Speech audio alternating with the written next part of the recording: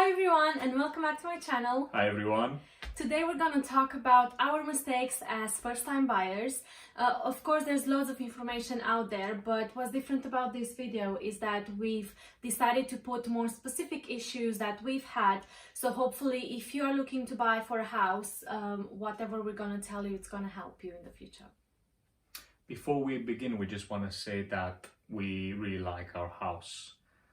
We think we make a great decision, but there's always something you can improve on, and looking back at things, there's definitely things we could have done better, and that's what we want to talk about today. So first we're going to start with the financials, so everything finance related. Our biggest mistake to begin with was to put an offer on the house that we really loved that was actually higher than the asking price.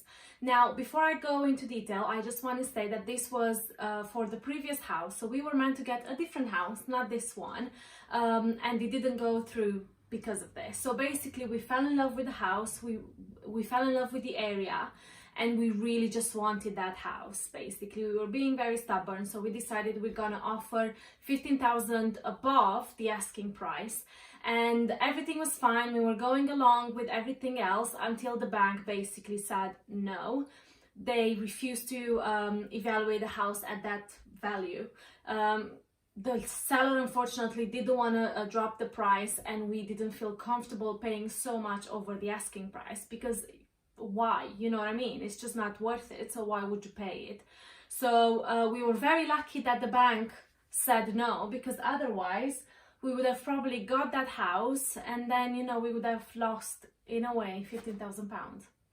The next one is a bit controversial, you can say. We think we should have put a smaller deposit on the house. So typically the deposit is around 10%.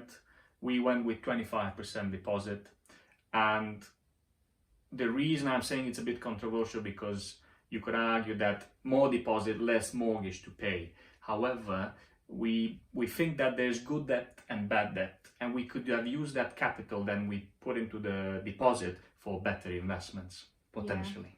Yeah, exactly. The next point, very related to what Dan said, so we didn't just choose to do a 25% deposit, we also opted for a 15-year mortgage, and 15 years for a mortgage in the UK is a very short period of time. Most people go 20, 25 or 30. Because we picked 15, that means that every single month we have to pay much more than we would if we had like a longer time basically to pay everything back. Now, why is this a mistake? Firstly, the concept or the idea behind it was that the quickest we pay it off, the better. However, now that we've done more research, we've realized that having a mortgage is actually a good debt. And we're thinking, oh, we're spending so much more every single month to repay our mortgage, where we could put more money from that into anywhere, basically, savings account or other investments or anything like that. So that was a mistake at the moment, and probably when we will remortgage, we will actually look at this and try and extend the mortgage so our monthly repayments are not as high. I'll just add quickly here that is not necessarily a mistake. It really depends on each individual strategy, on your own strategy. Mortgage can be either good or bad. That really depends on the interest rate. So if your interest that you have to pay back is low, and you can use the money for an investment that will get you higher interest, then it makes sense to put your money into other investments. Yeah, and I think that's very good, because the way we did it when we were first-time buyers, we listened to everyone, and everyone, if you know, or the majority, are quite traditional when it comes to money. Everyone will be like, pay your mortgage as soon as possible, you know, when you're gonna be retired, you don't want to pay your mortgage or anything like that.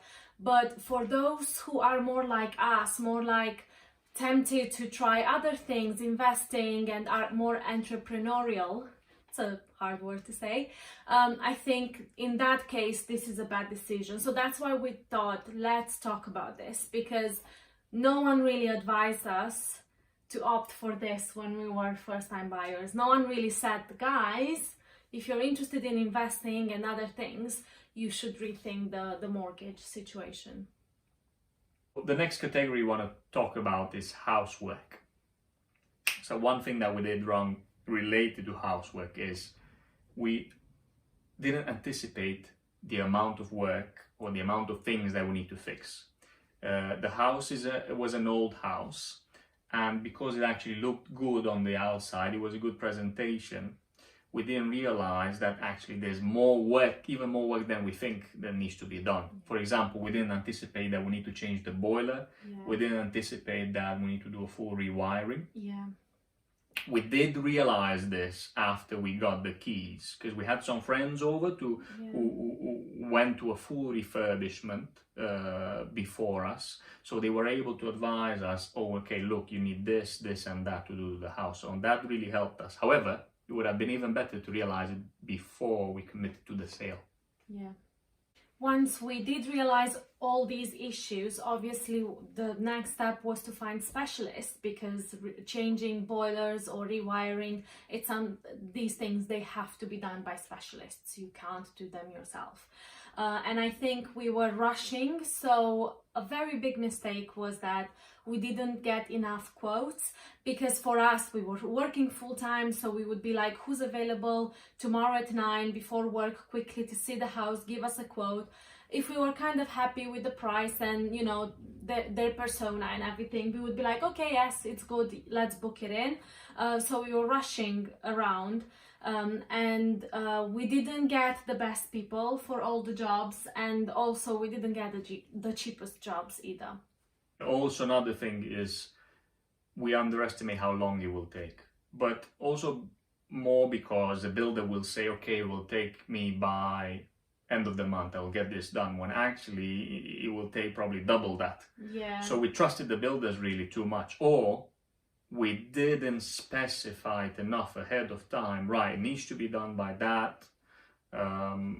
If not, these are the options. Yeah. And that had an even worse effect on our housework, because you couldn't carry on with something until something else was finished. So everything, you know, had to be delayed. We had no kitchen for 4 months.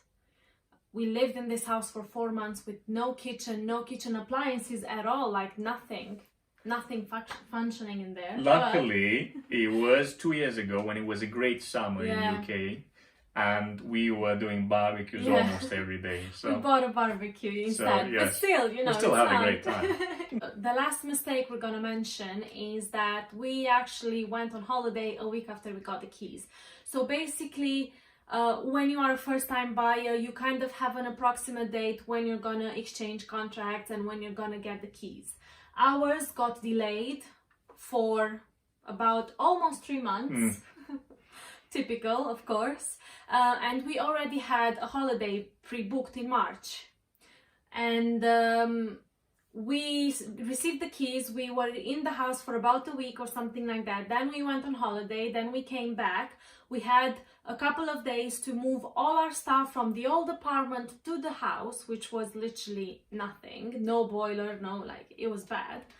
And it was very messy, and I think because of that we were rushing to get the constructors, we were rushing to do all these things, and then automatically things got delayed and we spent more than we wanted. So if this is the case for you, and if you get delayed and you're told you're gonna get the keys and you know you're gonna go on a holiday soon, try and postpone getting the keys for when you're coming back from your holiday.